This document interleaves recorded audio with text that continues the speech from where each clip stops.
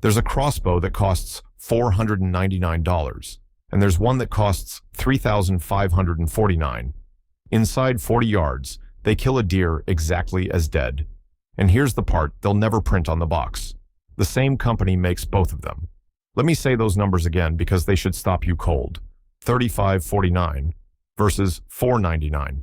That's a $3,000 gap between two crossbows built by the same people in the same building in Ohio.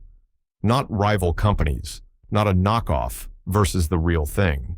One family-owned company that sells you the cheap one and the expensive one and lets you believe they're playing on opposite teams. I want to tell you exactly how that works because it is not an accident. And by the end of this video, you're going to understand three things: which crossbow to actually buy, and the exact price where spending more stops buying you a single extra dead deer, how one company quietly sells you the budget brand and the premium brand at the very same time, and the bigger secret hiding in the crossbow aisle. Two brands you'd swear are bitter rivals, brands you'd cross-shop right against each other that are secretly owned by the same corporation. You think you're choosing between competitors. You're choosing between siblings. Now, I need to be honest with you right out of the gate, because honesty is the only thing this channel has to sell. I am not going to tell you the $400 crossbow is flat out better than the $3,500 one. It isn't. And any channel that tells you it is lying to you to make you feel good about being cheap. The expensive one wins on paper, and I'm going to show you exactly where and exactly how in detail. But here's the twist that actually matters to your wallet. The place where the expensive one wins is almost never the place where you hunt. And that gap between what you're paying for and what you actually use in the woods is the entire game. Understand that gap, and you'll never overpay for a crossbow again. So let's start with the two crossbows, and let's start with the truth. Spec for spec, no spin. The cheap one is the Wicked Ridge Warrior 400, $499. It shoots a 400 grain arrow at 400 feet per second. It's got a 3.5-pound trigger, a lighted scope good out to 70 yards, a dry fire inhibitor so it won't fire without an arrow seated, and it comes pre-sighted from the factory. It weighs about 6.5 pounds. You cock it with a rope. The expensive one is the TenPoint TRX Ultra, $3,549, and that's just the base price. The loaded up versions climb past $4,500. It shoots 515 feet per second. TenPoint markets it as the fastest crossbow in the world.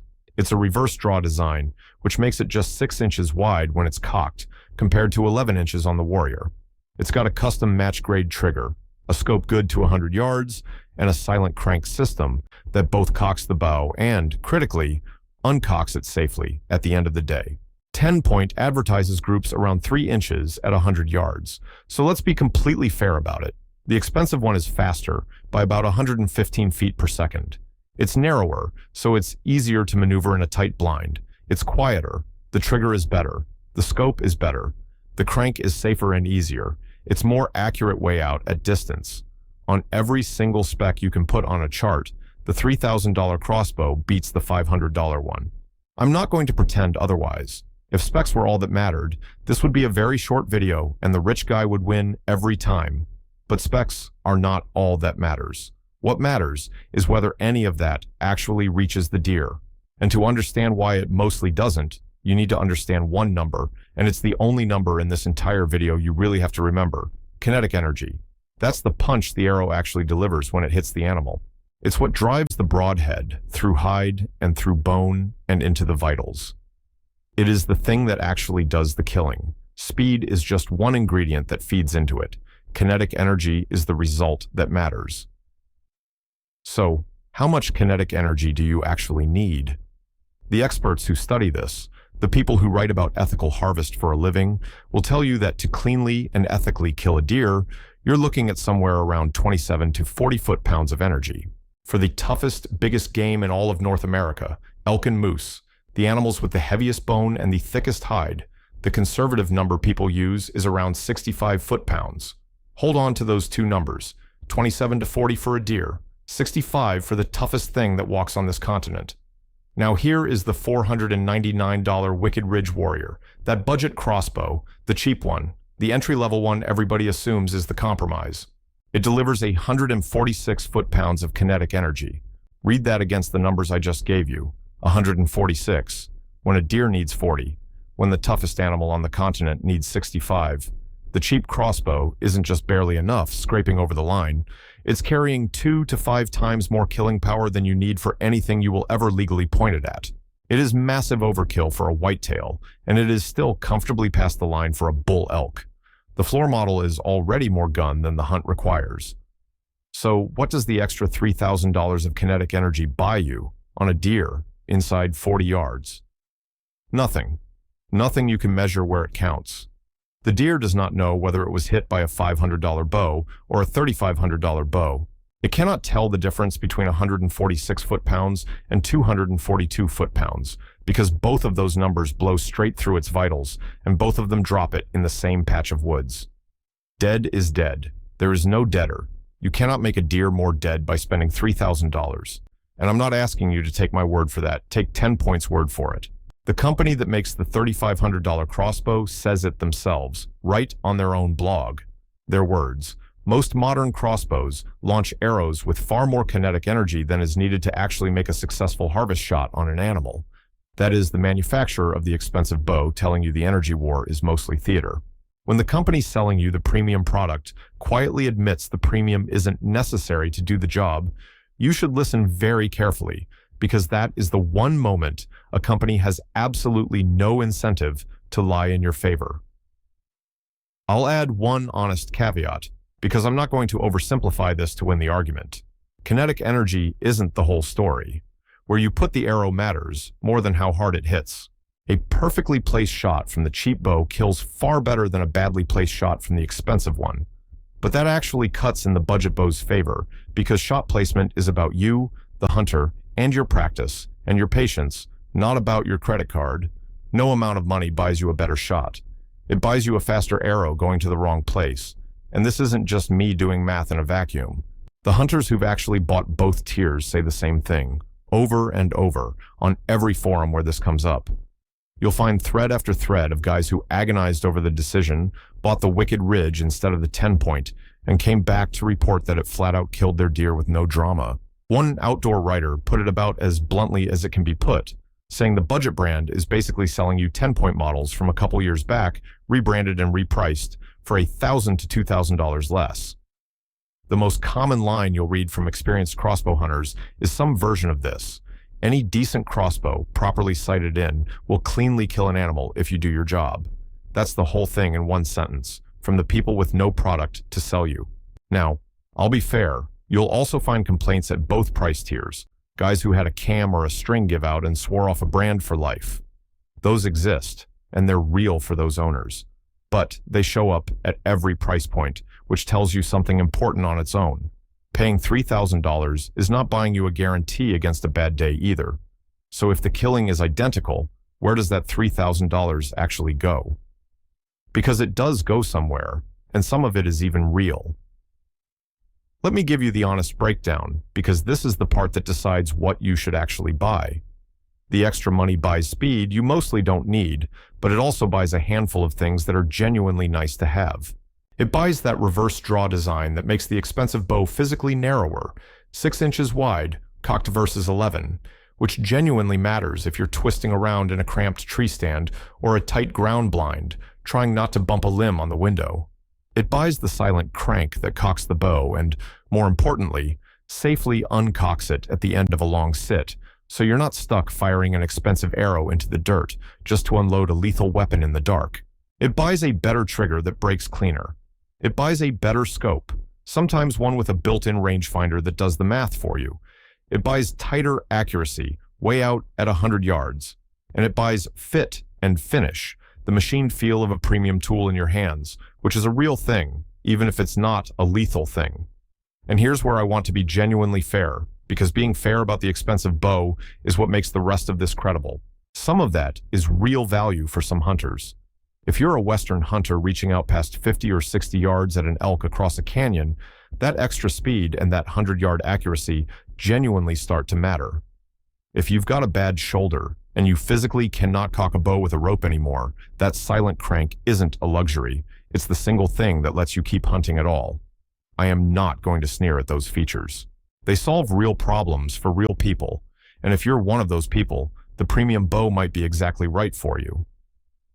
But be honest with yourself about who you actually are. If you're a whitetail hunter, sitting in a tree stand taking shots inside 40 yards, and that describes the overwhelming majority of crossbow hunters in this country, then almost none of that reaches your hunt. You are paying $3,000 for a wider performance envelope you will never once use, wrapped around a killing capability you already had for $500. There's even a point where chasing the top spec works against you. The reviewers who test these things for a living have pointed out that once you push a crossbow up past about 450 feet per second, you start fighting your own equipment. Fixed broadheads get harder to tune, the bow gets louder, it vibrates more, and it wears its strings faster. The fastest bow on the wall isn't just unnecessary for most hunting. Past a certain point, it's actively more finicky to live with. The speed number that sells the bow is the same number that makes it a pain to keep shooting straight. And notice how that speed number keeps climbing every single year, because it has to. Watch the launches. At the big archery trade show in January of 2026, TenPoint rolled out this new Ultra series and put a crown on the TRX Ultra as the fastest crossbow in the world at 515 feet per second. Last year's flagship was the fastest in the world too, at some slightly lower number. Next year's will beat this one. That's not innovation you need. That's a number on a box that has to go up every season to give last year's buyers a reason to feel behind, and this year's buyers a reason to pay top dollar. It's the same speed race the manufacturers themselves quietly admit is past the point of usefulness, dressed up as progress. Every year the headline number ticks up, every year the price ticks up with it, and every year the deer inside 40 yards keeps dying to 146 foot-pounds, exactly like it always did. You are not falling behind. The marketing is just designed to make you feel like you are. Here's another thing worth knowing about what you're actually paying for. This same company doesn't just make two brands, it makes three. Alongside TenPoint and Wicked Ridge, they also own Horton, an old crossbow name they bought out of bankruptcy years back and folded into the family. So the heritage brand, the premium brand, and the budget brand can all trace back to the same Ohio operation. And on the Made in America pride that gets stamped on these, be a little careful. These bows are assembled in Ohio, and that's real, and the American-made limbs are a genuine selling point. But built in America, on a crossbow, like on most complex products, generally means assembled here with a mix of domestic and imported components, not machined from a solid block of Ohio steel with zero foreign parts. It's a real point of pride, just not the absolute one the marketing implies. So let me give you the number that actually protects your wallet, the one nobody standing behind that counter is going to volunteer. The smart money in crossbows is not the $400 bow, and it is definitely not the $3,500 bow. It's the knee in the middle, right around $700 to $1,000. In that range, you get the one thing that's genuinely worth paying up for, the safe uncocking mechanism, so you never have to fire off a bolt just to unload, plus a lighted scope and a little more refinement and reliability, without lighting $3,000 on fire for speed and 100-yard accuracy you'll never use. There are bows from this very same company sitting right around $800 that do exactly that. Spend to the knee of the curve. Everything past it is buying convenience and bragging rights, not dead deer. Now, I told you at the start there was a bigger secret in the crossbow aisle, and this is where it stops being about two bows and starts being about the whole game. Stay with me, because this is the part they really do not want you connecting. Before I get to it, one quick thing. If this has already saved you a couple $1,000s on your next crossbow, do the one thing that actually keeps this channel alive and hit subscribe. Everything here is about pulling the curtain back before you spend the money, not after you've already got buyer's remorse. That's it. Now let me show you who actually owns the crossbow aisle. You already know the first trick, because I opened the whole video with it. The Wicked Ridge you're eyeing as the budget option, and the TenPoint you're eyeing as the premium option are the same company. TenPoint created Wicked Ridge back in 2010. They didn't buy a rival and fold it in. They built a second brand from scratch, on purpose, specifically so they could sell you a cheaper bow without ever printing the cheaper price next to their premium name. Same family, same building in Ohio, same engineers designing both, in a lot of cases the same limbs. The budget brand is literally designed by the premium brand. It was always one company wearing two different jerseys and letting you think there was a matchup. But here's the part that goes deeper, and it's the reveal that reframes the entire store. Walk into any big outdoor retailer and look at the Crossbow wall. You'll count a dozen brands: Raven, CenterPoint, Excalibur, Barnett, Mission, Killer Instinct, Bear, TenPoint, Wicked Ridge. A dozen logos, a dozen price points, and you stand there cross-shopping them like a dozen different companies are all competing for your money. They are not. Let me walk you through who actually owns what, because almost none of it is what it looks like on the shelf. Start with the big one. Raven, the high-end brand, the one with the ultra-compact bows every crossbow hunter drools over, the $1,600, $2,000 showpieces. And CenterPoint, the budget brand you see stacked cheap on a pallet at the big box store for a couple $100. You would never, in a million years, cross-shop those two against each other. One's the premium darling, one's the entry-level pile. They are owned by the same corporation. Both of them sit under a company called Velocity Outdoor, which itself sits under a publicly traded holding company called Compass Diversified. Raven was bought for around $94 million back in 2018. So the premium darling and the bargain bin pile are the same owner's two ends of the same aisle. When you finally graduate from that cheap CenterPoint up to the coveted Raven, you may be handing your upgrade money right back to the exact same corporate parent you started with. And it keeps going, all the way down the wall. Excalibur, the respected recurve crossbow brand out of Canada, owned by Bowtech. Barnett, one of the oldest crossbow names in America going back to the 60s, now owned by an outfit called Surge Outdoors. Mission, owned by Matthews, one of the biggest names in vertical compound bows. Killer Instinct, owned by a private equity fund out of Milwaukee. Bear, owned by a company called Escalade, that trades on the stock market. The crossbow wall that looks like a wide-open free-for-all of competing brands is actually a small handful of corporations and investment funds, each one quietly holding multiple brands. Each one selling you a premium tier and a budget tier at the same time, and letting you feel like you're choosing between rivals when you're really just choosing between someone's product lines. Now, I want to be precise here, because precision is exactly what separates this channel from the outrage machine that would tell you one evil company owns everything. That is not true, and I won't tell you. It is. TenPoint does not own Raven. Raven's owner does not own Barnett. These are genuinely separate corporate umbrellas, competing at the top level. The point is not that one shadowy company owns the whole aisle. The point is subtler and honestly more useful to you. Almost every brand you think of as a scrappy independent competitor is actually just one tier of some larger owner's lineup. And the competition you feel like you're benefiting from, the competition that's supposed to be driving prices down and quality up, is in large part happening between two price tags that lead straight back into the same set of pockets. So put the whole thing together now, because you can finally see it clearly. One company builds you a $500 crossbow and a $3,500 crossbow and lets you assume the expensive one must kill better, when inside the range you actually hunt, it flat out doesn't. The kinetic energy war that's supposed to justify the premium price is something the premium maker itself admits is overkill.